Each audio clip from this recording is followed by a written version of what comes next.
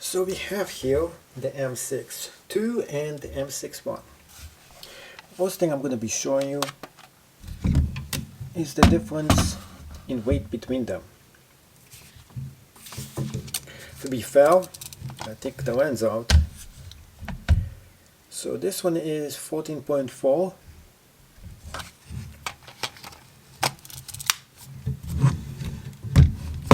and the small one 12.3. So 2 ounces of a difference, and it does make a big difference when it comes to weight. So definitely the M1 is much lighter. When it comes to measurements, this one is about 4.5 inches. The M2, this is interesting, it's about almost the same identical size, but this one looks much larger. It is very tiny, and yet because of the form factor I do feel this one just looks much bigger, but it is just such a small difference and it doesn't make that much sense to me here. So it's about 4.5 of an inch here. If you look over here, it only takes out over like 2/4 of an inch. I'm just surprised because I thought it was much bigger. Over here we have about 1.25 and 1.25 too. So they're almost identical when it comes to their size. It is just a little bit wider, and when you put your hands on it, I could feel here there's just not enough grip. Although I do like the looks of this a little better, the grip by itself, like this is okay, but I always find myself struggling to grip this on this side.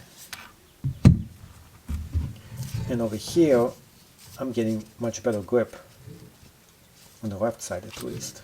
This is much more superior too. So this is definitely designed better when it comes to gripping the actual camera. And in fact, the entire camera body has this beefed up material all over it, which is a little bit better than the older beefed up material. Just one step better. It's not like really bigger and better, but it is just better.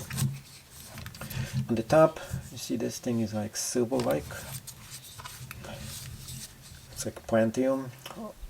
It's kind of nice looking. Over here instead, it's more blended in, it's more dark, it's more black. You can get also a silver version of it, which I decided not to get. When it comes to the top here, this one over here has this Plantium, really nice looking look to this. In fact, I do dig the way it looks, but I don't dig the way it has no grip to this. On the other hand, this one over here has a little bit more of a grip to it, and it looks more professional and black, which is good, but you can get all silver from the top and the bottom, which makes it, I think in some ways, look better, but in other ways it's not as good because you don't have the stealth factor anymore to this. So when you take pictures, it screams that I got a camera. Other few features that make the difference between the 1 and 2 is the following.